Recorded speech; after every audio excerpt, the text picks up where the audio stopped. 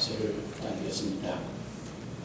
1909년 10월 26일 하루 지닌 25일 밤에 안중근 의사는 그가 사용하게 될 8개의 총알을 건축에 집어넣고 그 다음 날에 큰 거사를 계획했습니다. 드디어 다음 날 10월 26일 오전 9시 30분 중국 하얼빈역에서 그 총성이 울려 퍼졌습니다. 먼저 쏘아 올렸던 총성은 모두 7방이었습니다. 이토 히로무기의 배와 복부를 맞춰 그를 먼저 쓰러뜨렸고, 한 발은 그 곁에 있었던 하얼빈의 총병사를 맞추고, 다른 3발은 만주 철도공사의 총재와 이사 그리고 비서관을 정확하게 맞췄습니다. 나머지 한 발을 쏘려고 하는 순간 러시아 헌병이 그를 덮쳐서 권총이 떨어지는 바람에 안중근 의사는 대한민국 만세를 3번 외치고 체포가 되었습니다. 그 후에 5개월간의 형을 살다가 1910년 3월 26일 그는 생을 마쳤던 겁니다. 그런데 그 사건의 기록은 7발밖에 쏘지 못해서 남아있는 그 한 발의 총알에 대해서 이렇게 정리했습니다. 안중근 의사의 군총에는 아직 한 발이 남아있다.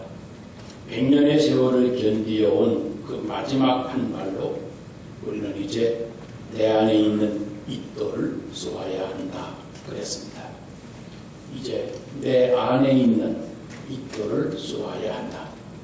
다시 말하면 남은 한 발은 다른 사람에게 총구리를 들여대는 것이 아니라 바로 나 자신을 향해서 쏘아야 한다는 말입니다. 여러분, 이제 더 이상 남을 향하여 겨누지 않고 나를 향해서 총을 겨누어야 한다는 겁니다. 아직까지도 벗어나지 못한 교만, 아직까지도 벗어나지 못한 욕심을 향해서 쏘아야 한다고 말하는 겁니다. 오늘 46절 말씀은 가라사대 화 있을진저 또 너의 율법사여 지기 어려운 짐을 사람에게 지우고 너희는 한 손가락도 이 짐에 대지 않는도다 그랬습니다. 여기 지기 어려운 짐이란 말은 구전으로 내려온 613가지의 율법 조항을 말합니다. 그 당시 율법학자들은 철저하게 만든 613가지 율법 조항을 만들어서 문제만 생기면 이런 법령을 어겼다고 그 법령을 들이대고 당신은 하나님께 이런 잘못을 저질렀다고 끊임없이 다른 사람들을 지적하고 판단해 온 것입니다. 그리고는 자기들에 대해서는 지키지도 않고 미리 빠져나갈 그런 규칙을 만들어 놓았던 겁니다. 우리 주님은 다른 사람의 잘못만 지적하는 사람들, 그 사람에게 화가 있다. 남에게는 엄청난 짐을 지우고 엄격한 잣대를 들이대면서 자기에게는 너무나 너그러운 사람은 화가 있을 것이라고, 그런 사람이 화를 불러들이게 되는 것이라고 말씀하시는 겁니다. 그런데 여러분, 우리도 그렇지 않습니까? 무슨 일만 생기면 나를 돌아보지는 않고 다 너 때문이라고, 내가 그래서 그렇다고 하는 겁니다. 자기는 아예 쏙 빼놓고 언제나 남의 잘못만 들추어내고 남아있는 마지막 그 한 발까지도 남을 향해서 총구리를 겨누고 있는 겁니다. 여러분, 우리가 땅에 무엇이 문제입니까? 우리가 사는 이 땅에 무엇이 문제입니까? 일이 잘못되면 항상 다 저쪽이 문제라고 하는 것 아닙니까? 모두가 서로를 향해서 총구리를 겨누니까 더 큰 문제가 일어나는 겁니다. 작은 가정에서도 마찬가지입니다.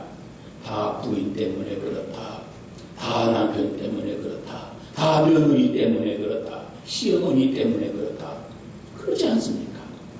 서로를 향해서 만총꼬리를 겨누기 때문에 우리들 가정이 행복이 깨지고 화목이 깨지고 결국은 우리 모두의 인생까지 그만 불행하게 되고 겁니다.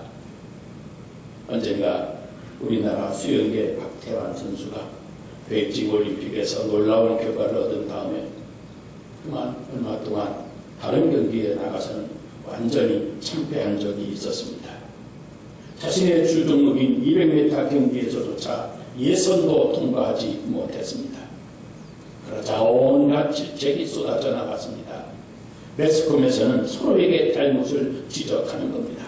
이건 누구 때문에 그렇고 그건 지도부가 나누어져서 그렇고 아니다. 잘하고 있는 지도부에게 나라가 개입해서 그렇다.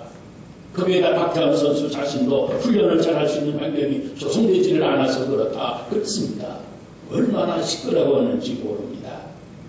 그런데 뒤늦게 박태환 선수가 무엇인가를 깨닫고 이렇게 말을 했습니다.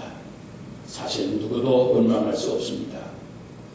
남에게 책임을 물을 수도 없습니다. 책임은 전적으로 저에게 있습니다. 이제부터 훈련에만 전념하겠습니다. 그랬습니다. 그렇습니다. 어떤 일이든 따지자면 말이 많을 겁니다. 그러나 자기의 문제이지 남의 문제가 아니라는 겁니다. 그러더니 그 뒤에 박태환 선수는 월드스타로 두각을 나타냈습니다. 여러분, 오늘 성경은 남에게는 자꾸 책임을 묻고 짐을 지우면서 자기는 잘못이 없다고 말하는 사람은 화가 있을 것이라고 말하는 겁니다. 남을 향해서 촛불을 끊으면 여러분 두 가지 비참한 결과를 직면하게 된다고 보여줍니다. 여기 45절 말씀을 보면 한 율법사가 예수께 대하여 가로되 선생님 이렇게 말씀하시니 우리까지 모욕하심입니다. 그랬는데 남에게 자꾸 책임을 묻는 사람은 모든 말을 자기를 모욕하는 말로 생각하게 된다는 것을 보여줍니다. 그래서 그는 진정성을 가지고 자기를 깨우쳐주는 말도 제대로 알아듣지를 못하는 겁니다. 내가 화를 내게 되었구나. 이제는 그렇게 살지 말아야지 하고 그 말을 듣고 깨달아야 되는데 이 율법사처럼 지금 우리까지 모욕하는 겁니까? 우리가 잘못하고 있다고 그러는 거잖아요. 그렇게 생각한다고 하는 겁니다. 보세요. 오늘 본 말씀 바로 앞서서 바리새인들에게 우리 예수님이 말씀하고 있었습니다. 율법사들에게 말한 것이 아니었습니다. 그런데 옆에 있던 율법사들이 당신 지금 우리가 잘못했다고 모욕하는 거야? 우리가 잘못했다고 그러고 있지 않아라고 반항적인 반응까지 보이고 있는 겁니다. 그렇습니다. 항상 남을 향하여 계속 공격만 하는 사람은 정작 내가 들어야 되는 나 자신을 위한 말도 듣지를 못하게 됩니다. 그래서 그동안 쌓아올린 인격과 덕까지도 모두 다 박탈당하고 마는 겁니다. 우리 옛말에도 양약은 고의지만 이어의요 증언은 여기나 이어행이라 그랬습니다. 양약이 입에는 쓰지만 병에는 이롭고 바른 말이 귀에는 거슬리지만 행하기에는 어렵다고 하는 뜻입니다. 옛날 춘추전국 시대 사상가 중에 양주와 양포라고 하는 형제가 있었답니다. 어느 날 동생이 흰옷을 입고 외출을 하게 돼서 입을 옷가지를 챙겨가지고 떠났는데 갑자기 소나기 오는 바람에 입은 흰옷을 벗어놓고 검정 옷으로 바꾸어 입었습니다. 하루 일과를 마치고 집에 저녁에 돌아오는데 갑자기 집안에 있던 개가 제 주인도 몰라보고 물려고 달려드는 겁니다. 아니 이놈이 제 주인도 몰라보나 하고 화가 나서 개를 몽둥이로 내려치려고 하는데 그때 형이 나타나서 야 그거 왜 개 잘못이냐. 흰옷을 입고 나갔다가 검정 옷으로 변장을 하고 돌아왔으니까 네가 못된 사람인 줄 알고 물려고 그러는 건데 개를 탓할 게 뭐니 그렇답니다. 그랬더니 동생이 그때서야 몽둥이를 내려놓더랍니다. 여러분 보세요. 자기를 먼저 보살피려고 생각하는 사람은 말을 들으면 일단 그 말을 우선적으로 긍정적으로 받아들입니다. 그래서 조용히 몽둥이를 내려놓은 겁니다.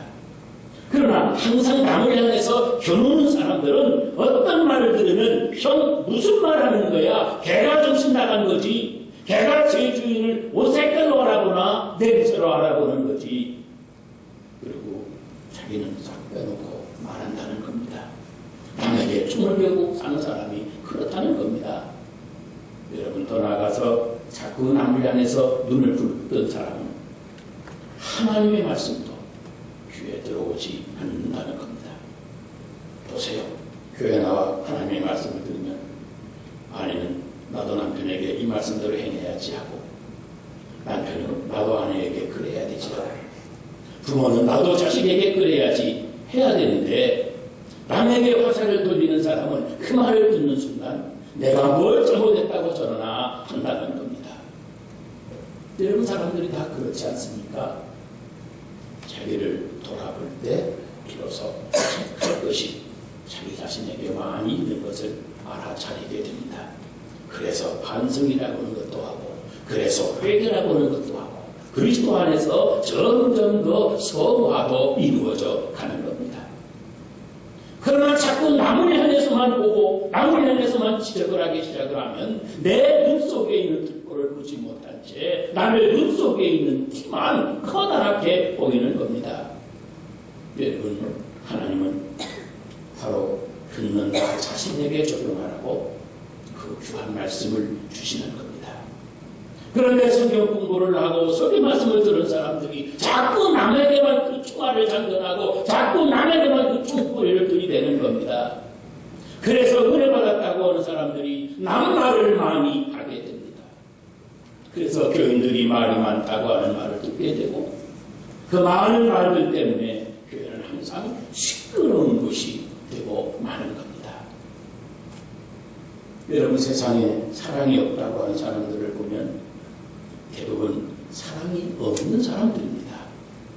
자기가 사랑을 베풀지 않으니 아무도 그를 사랑하지 않는 것이고, 아무도 그를 사랑하지 아니하니 당연히 세상이 메마른 것처럼 느끼게 되는 것입니다. 보세요. 교회 안에서도 마찬가지입니다. 대개 사랑 없는 사람들이 교회를 향해서 사랑이 없다고 불평을 합니다. 왜냐하면 자기가 사랑이 없어서 다른 교우들에게 따뜻한 말 한마디 하지를 않는 겁니다. 그러니 다른 교우들도 그에게는 가까이 인사하기가 어렵게 되고 너무 무관심한 것처럼 대할 수밖에 없는 겁니다. 그러니 냉정하고 차갑게만 느끼게 돼서 사랑이 없다고 교회까지 불평하는 겁니다. 오늘 이 아침에 여러분은 어떤 경우에도 남을 탓하지 말고 먼저 인사하고 먼저 용서하고 먼저 남에게 관용을 베풀어서 사랑 충만한 교회라고 우리 교회를 자랑하며 섬길 수 있게 되시기를 주의 이름으로 축원합니다. 남에게 정을 깨우는 사람들의 두 번째 결과를 47절 48절에 보여줍니다.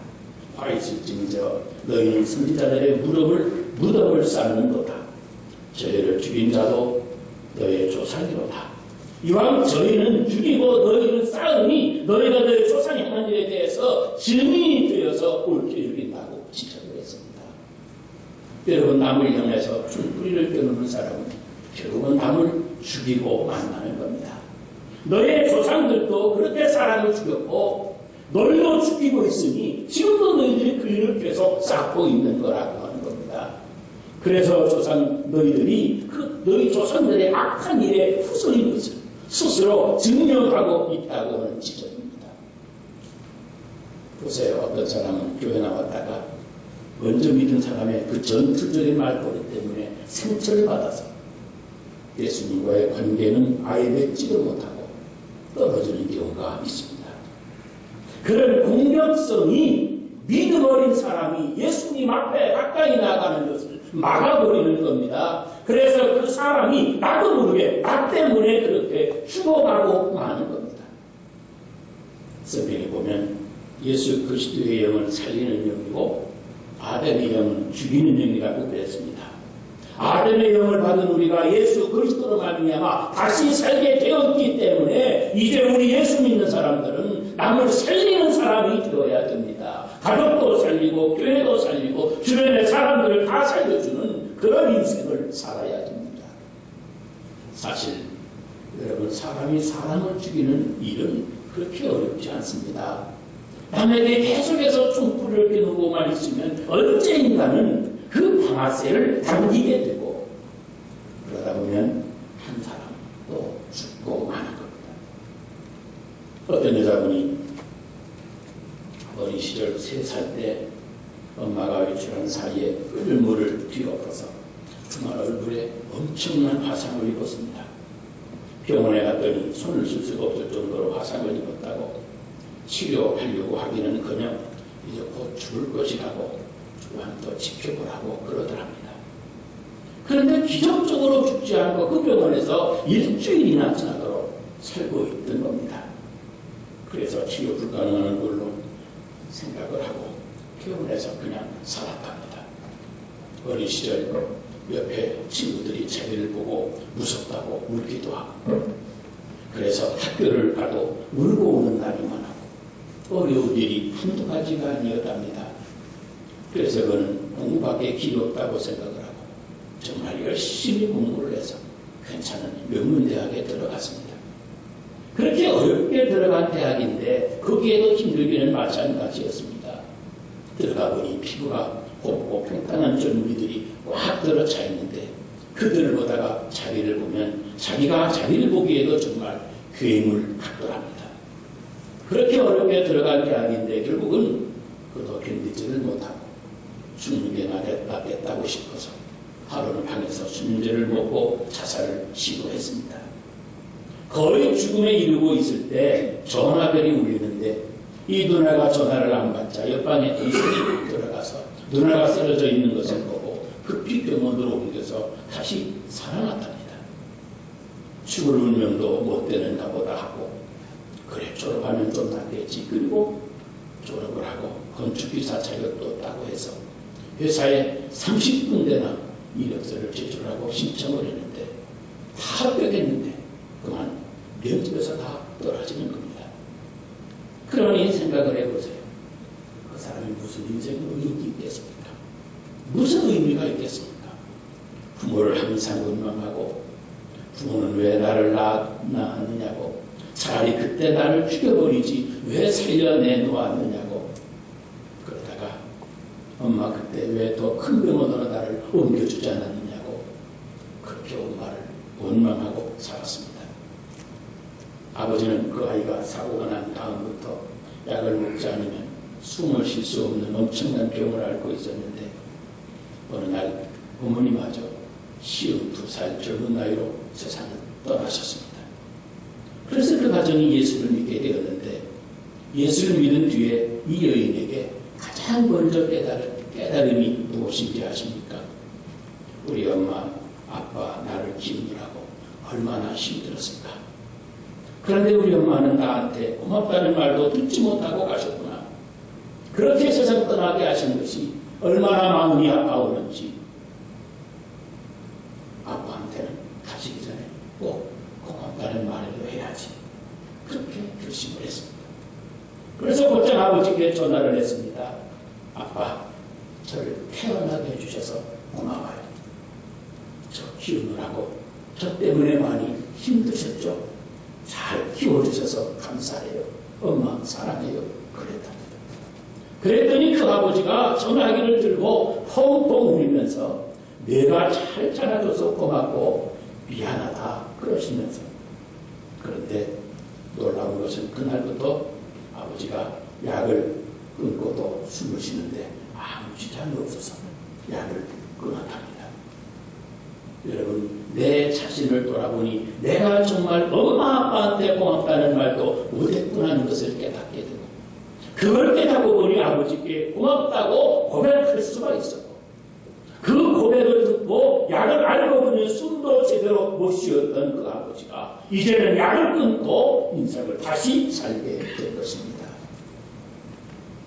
내가 나를 돌아보니 내 부족을 깨닫고 내 깨달음을 고백하는 그 아버지까지 살게 된 것입니다.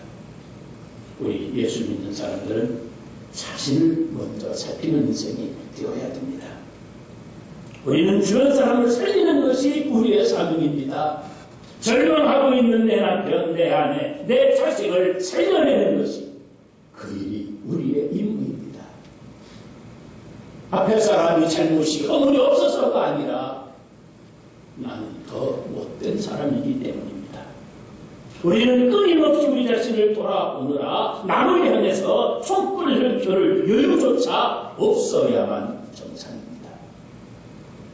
교회를 개척한 노인 목사님이 은퇴를 하시고 젊은 목사님이 그 교회에 부임하셨습니다.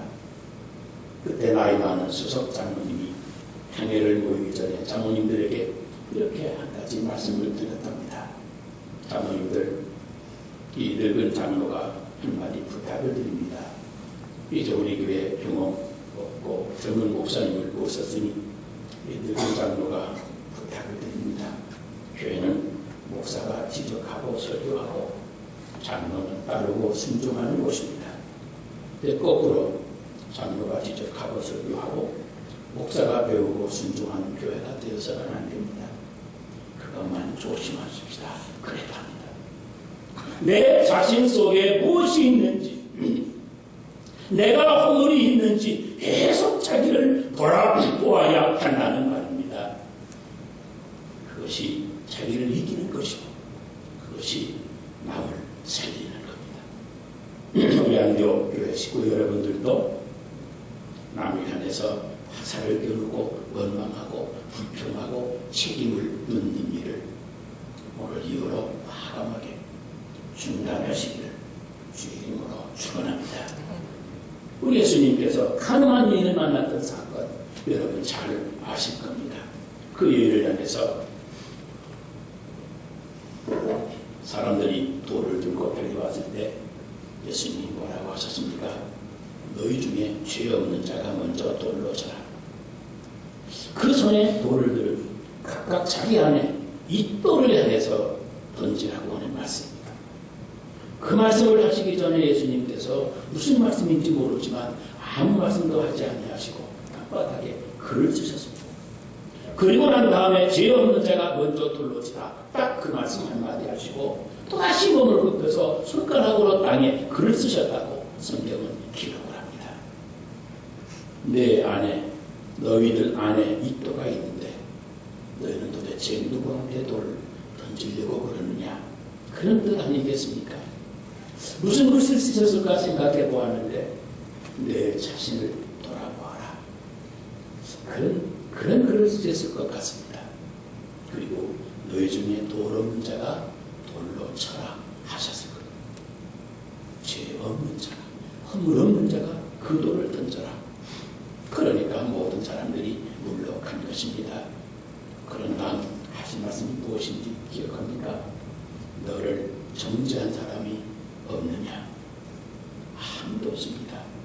나도 너를 정죄하지 아니하노니 다시는 죄를 범하지 말라. 이게 무슨 말씀입니까? 나도 너에게는 돌을 던지지 않는다 하는 말씀입니다. 너 그렇게 살면 되지 않느냐고 책망도 하지 않으셨습니다. 예수님도 그에게 돌을 던지지 않은 것입니다. 예수님은 너 자신을 들여다보라고 하는 겁니다. 여러분, 예수님은 그렇게 죄인을 용서하셨습니다. 우리 안에 있는 이 돌을 향해서 손을 쏘아야 한다는 그 말도 바로 오늘 예수님의 말씀을 전하고 있는 겁니다. 여러분, 편하게 전문적인 용어 하나 가르쳐 드리겠습니다. 우리만 따라서 합시다. 너나 잘하세요. 너나 잘하세요. 요나서를 읽어보면 결국 문제는 누구입니까? 요나입니다. 따라서 하십시다. 요나가 문제입니다. 요나가 문제입니다. 나 말하지 마세요. 이민생활에 남녀교회 얘기도 하지 마세요. 우리의 부족, 우리의 약함을 자랑하고 그것을 붙잡고 기도하고 남 얘기는 오직 칭찬과 격려만 하는 교인이 되어져야 됩니다. 그래서 우리 교회는 아무리 실수를 해도 조용한 교회, 누구도 부정하고 비판하지 않기 때문에 마음이 평안한 교회가 되어져야 됩니다. 여러분, 허물과 실수로 얼룩진 사람이라도 자기를 먼저 돌아보는 여러분 때문에 다시 살아나는 축복이 여러분과 여러분 가정과 우리 교회 위에 임하게 되시기를 주의 이름으로 축원합니다. 기도하겠습니다. 걸어가신 은혜를 감사합니다.